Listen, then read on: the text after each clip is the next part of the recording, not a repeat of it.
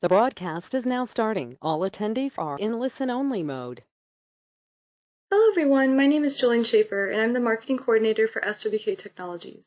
I'd like to welcome you to our webinar, 5 Tips to Make Financial Forecasting More Efficient by Daryl Boyd, Sales Director ISV of SWK Technologies. Daryl works closely with partners such as AvidXchange, specializing in helping companies streamline accounts payable operations and create efficiencies through automation and best practices. A little housekeeping before we get started. Everyone has been placed on mute to keep the background noise down. However, you can submit any questions you have throughout the webinar. To submit a question, look for the questions section in your GoToWebinar. We will answer all questions at the end of the presentation. We are recording this presentation and it will be distributed tomorrow to all attendees as well as to those who registered but were not able to attend. Please take a moment during the presentation to answer our one poll question. With that said, we appreciate you taking time out of your busy day to attend our webinar. We're here to help you get the most out of your software solutions and help you find an easier way to run your business by providing you software and industry knowledge, tools, and support whenever you need it. So whether you're here doing research for a new solution or you're just here to learn, we'd like to encourage you to ask any questions throughout the webinar.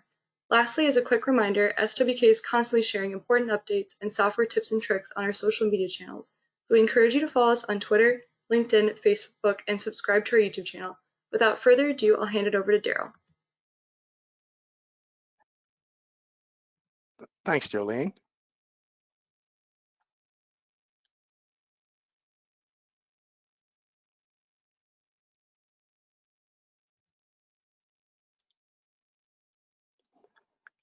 Okay, you should be able to see my title screen. Yep. Great. Well, just to reiterate what Jolene just told you, this will be the process for entering questions. Please don't be shy. We love questions and we'll do our best to answer them as they come in. I am Daryl Boyd, as Jolene introduced me. I'm glad to be here with you today. So welcome. Let's get started. Today, we're going to talk about why financial forecasting is critical to your long-term success, some of the common challenges faced by financial planning and analysis teams, or for short, FP&A, 5 tips for building better forecasts, and how AP automation can help with that. We'll end with the poll question that Jolene mentioned, and we'll have some time for Q&A. Well, let's start with the ways that forecasting can help you. It enables you to manage cash flow efficiently, enables you to be confident in your financial position, establish realistic and feasible business goals, make critical management decisions supported by sound financials, and provide benchmarks for growth and financial health. But many companies struggle to produce accurate forecasts, and many just skip them altogether. Why? Well, because forecasting isn't exactly easy. Some of the challenges that are commonly faced are the fact that the elements of the core business are constantly evolving. Also, external factors that are beyond your control, as well as the pressure to improve performance while also reducing costs, doing more with less. In addition, there is a fair amount of time required for creating a meaningful forecast, and many times retrieving the data is a manual process involving disparate systems. And there's also a lack of insight into the key drivers due to a disconnect from core business units. The Aberdeen Group performed a study last year and found that many organizations are still using spreadsheets to put forecasting plans together. Poor collaboration across departments and the time and resource requirements were cited as the top challenges to accurate financial planning and analysis. So how can you develop a more efficient and accurate forecasting methodology? Well, here are 5 actionable steps to better forecast under any circumstances. First of all, make it collaborative. Identify and minimize assumptions. Be sure to forecast in multiple scenarios. Reforecast often. Don't just set it and forget it. And automate the process for greater efficiency. So let's look at these in more detail. The first step to ensure an effective forecast is to involve other finance team members and cross-functional departments. Collaboration is key to achieving desired outcomes, and it creates shared accountability for meeting corporate goals. Now, any forecast requires you to make assumptions about things that are outside of your control. The best forecasts limit assumptions about external factors, but clearly identify them, and they have to be included. Common assumptions are market volatilities, your competitors and their offerings, technological changes that could impact your business, and the overall health of your business and that of your partners and throughout your supply chain. There's a strong temptation to be optimistic when forecasting growth. To counter this, many financial professionals end up using extremely conservative estimates. In reality, neither is the only option you should use to forecast. Devote your energy to at least two scenarios, one optimistic and another cautious. This is especially true if there's uncertainty surrounding major factors that could impact your business, such as government regulations, new competition, or even overall economic growth. It can be frustrating to use multiple forecasts. It clashes with that part of our brain that is hardwired to desire certainty and precision. But it helps you maintain flexibility in your strategic planning and create more realistic expectations for your internal and external stakeholders. You should also reforecast often. Again, don't just set it and forget it once a year. Reforecasting will allow you to better align your budget and improve the accuracy of your forecasts.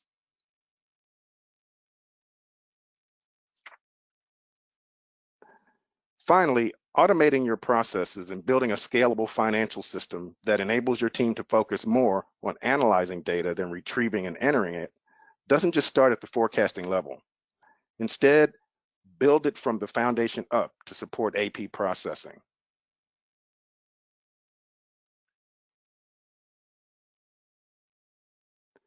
To recap, here are 5 actionable steps for you to improve financial forecasts. Make it collaborative, identify assumptions and minimize them, consider multiple scenarios, reforecast often, and automate where you can. So in that vein, here's how AP automation can help with that process.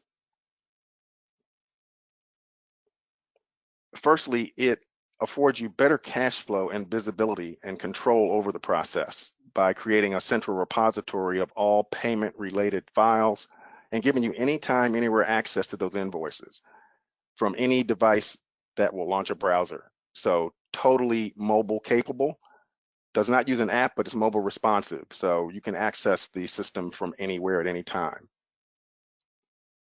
It will reduce your processing costs and eliminate many of the hard costs, much of which is associated with the labor costs within the AP department.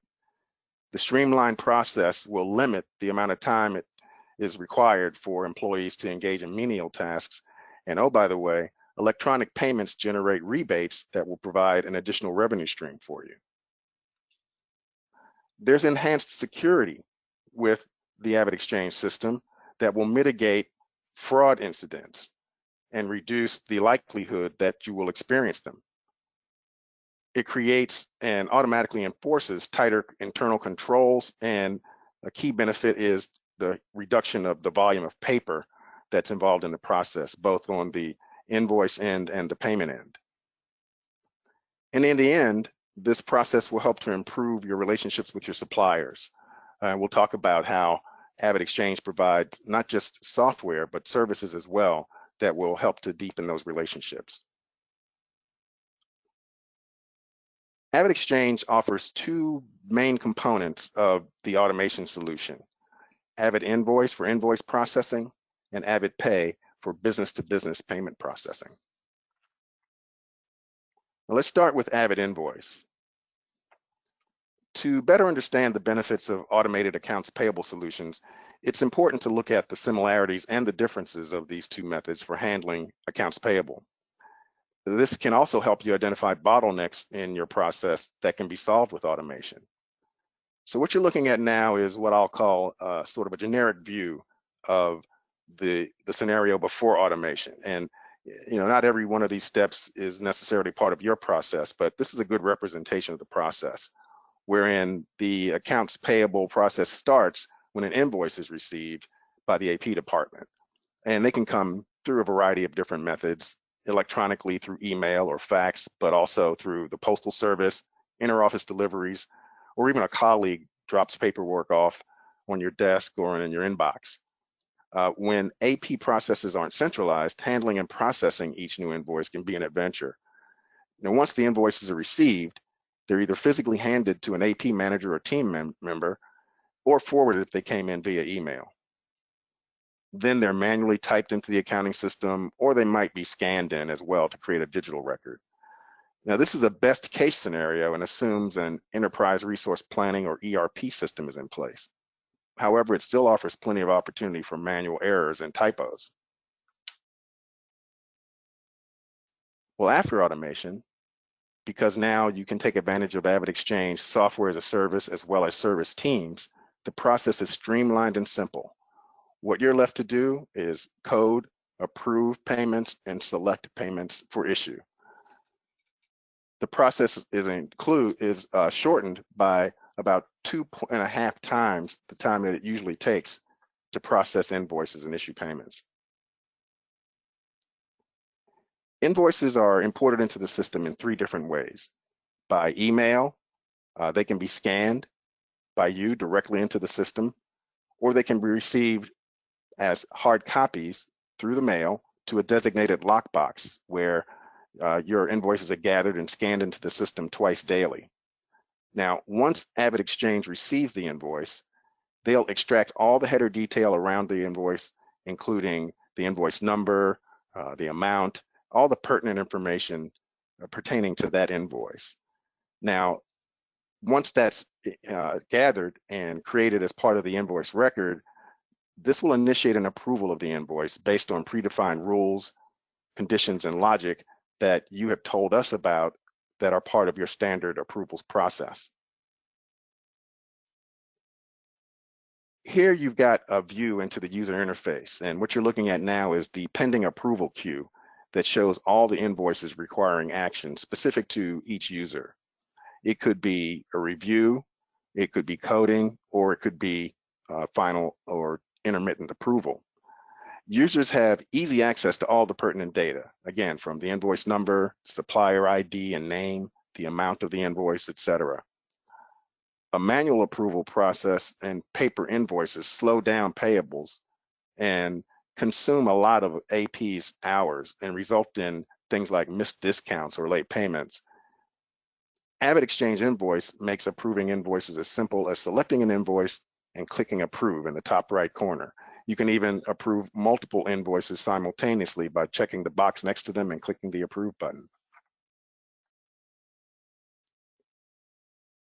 Here you've got a view of the invoice detail page, which gives you more of the salient information around that invoices and where you can code the invoice.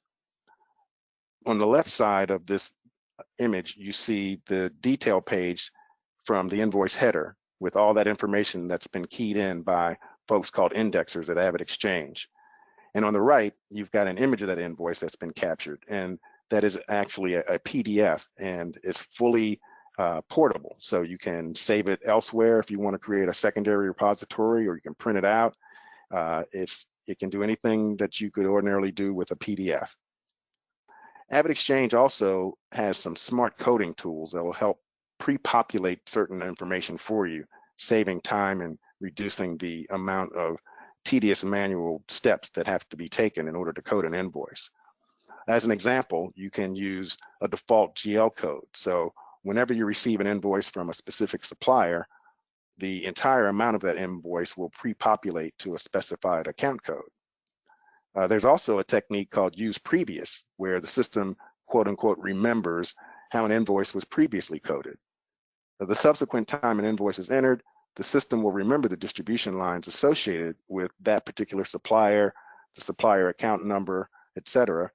And then there's also an automated workflow to speed up the approvals process by automatically routing to approvers in the designated order. Now, let's take a quick look at AVIDPAY. AvidXchange Pay, or AVIDPAY as it's called, is a full service model, including intuitive software that gives you and your team control over payment approvals and full visibility into all of your payments. AvidXchange service teams help reduce manual tasks that take up a lot of your staff's time. The process starts with reviewing your accounting system and selecting those payments that you are ready to make through the AvidPay network. By the way, if you have payments that you want to keep outside of the AvidPay network, you have that flexibility. So you still have the option to issue payments from your own check register. Now, you'll use the same cash decision process you would today. Some organizations have check signers or even dual signers under certain conditions, such as a particular dollar threshold that might require additional authorization. You can create workflows to review all payments before submitting a request to start the payment process. Now, the funds will be extracted from your bank account via an ACH debit request and moved into what's called a clearing account or a trust account, where the funds are staged for payment to that supplier based on the 3 different ways that they can be paid. They'll receive a paper check, they can be paid via direct deposit, or a virtual card payment. After the payment's been sent to the supplier, your team has full visibility into the status of the payment.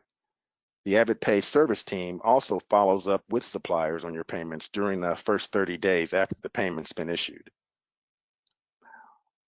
Well, that's what I had to share with you today. Thank you for your time and attention. And now I will hand it back to Jolene for the poll questions and Q&A. Thank you, Daryl. We'll now open it up for questions. If you have any questions, please enter them into the questions section of your GoToWebinar.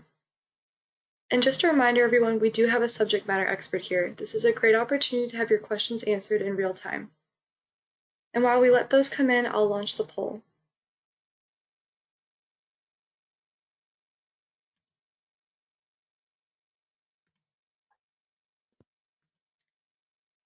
Daryl, it does look like we have a few questions that came in during the webinar. The first is, okay, can I send all of my vendor payments through AvidXchange Pay? You certainly can. And as I mentioned, though, you don't have to. So it's not an all or nothing proposition. If you have payments that you need to get to, say, a vendor who dropped by and would like their check on the spot, then you can go through your normal payment process and issue only those payments that you would like for Avid to pay through the AvidPay network. Perfect. We have another. Can I still print checks? Yes, you can. Again, you have that flexibility.